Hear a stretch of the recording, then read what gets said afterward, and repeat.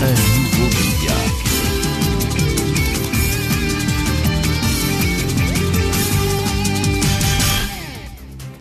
Bonjour à tous, je suis ravi de vous retrouver pour ce nouveau numéro de Eco ENR TV.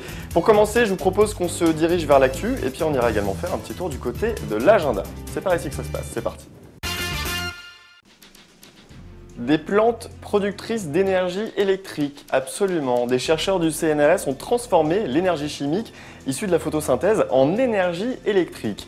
L'objectif de ces travaux, c'est en fait la mise au point d'une biopile qui va être utilisée à des fins médicales. Cette dernière va fonctionner sous la peau de manière totalement autonome en puisant l'énergie chimique de l'oxygène et du glucose qui est présent naturellement dans le corps humain. Et ce qui est doublement intéressant, c'est que c'est un bon moyen de mesurer notamment le taux de glucose chez les patients atteints de diabète. Bilan du Grenelle de l'environnement. Eh oui, ça y est. Alors, qu'en est-il 2 ans après? Eh bien, le ministère de l'écologie a décrété que 88% des engagements qui avaient été pris lors du Grenelle ont été réalisés. Très bien. En tout cas, parmi les chantiers à venir figurent notamment la nouvelle réglementation thermique et aussi la mise à neuf du parc immobilier de l'État. Affaire à suivre. Une politique bien huilée pour la ville de Paris. Paris qui compte bien réduire au maximum l'émission de ses gaz à effet de serre en utilisant du biodiesel à partir d'huiles usagées en provenance des restaurants et qu'elle va mettre au service de ses véhicules chargés du nettoyage de la voirie. C'est la société Veolia Propreté qui va être en charge de la production de ce biocarburant. Et à noter d'ailleurs que la ville de Paris prévoit l'acheminement par péniche de 65 000 tonnes de verre collectées chaque année pour être recyclées. Affaire à suivre. Quelques chiffres maintenant avec la France qui s'est classée en 2009 en 7e position des pays les mieux équipés en capacité de production d'énergie solaire devant la Chine, mais encore très loin derrière l'Allemagne. C'est en tout cas ce qu'a rendu public le rapport du cabinet PricewaterhouseCoopers. La France a gagné quand même 5 places par rapport à 2008, ce qui est quand même pas mal, grâce à la baisse de 30% du prix des modules photovoltaïques. En revanche, pour 2010, le même cabinet précise qu'il faudra prévoir une croissance plus modérée.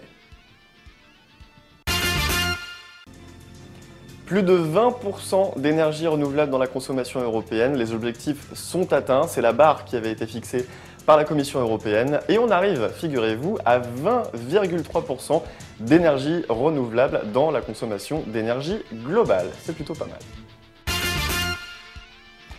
Initiative maintenant avec l'ONUDI, l'Organisation nationale des Nations Unies pour le développement industriel, qui a annoncé le 19 février dernier le lancement d'un projet pour développer une feuille de route qui consisterait à utiliser la technologie de captage et de stockage du carbone dans l'industrie. Une enveloppe budgétaire de 500 000 € qui sera développée en collaboration donc avec l'Agence internationale de l'énergie, l'AIE. Ce projet devrait voir le jour courant 2010. Que va-t-il se passer dans les 15 jours à venir? Eh bien, pour tout savoir, c'est maintenant que ça se passe. Voici l'agenda sur Eco ENR TV. Nord Habitat Alsace, c'est du 9 au 11 avril à Sebac, le salon de l'habitat et des énergies renouvelables, avec pour thème, pour cette édition 2010, la construction bois. Les 10 et 11 avril, ce sera le salon de la maison de demain à Alès, c'est le salon de l'éco-construction et des énergies renouvelables. Et enfin, Enerbat Côte d'Azur s'installe à Mandelieu-la-Napoule, ce sera du 23 au 25 avril. Enerbat, c'est le salon des énergies renouvelables pour le professionnel et le particulier.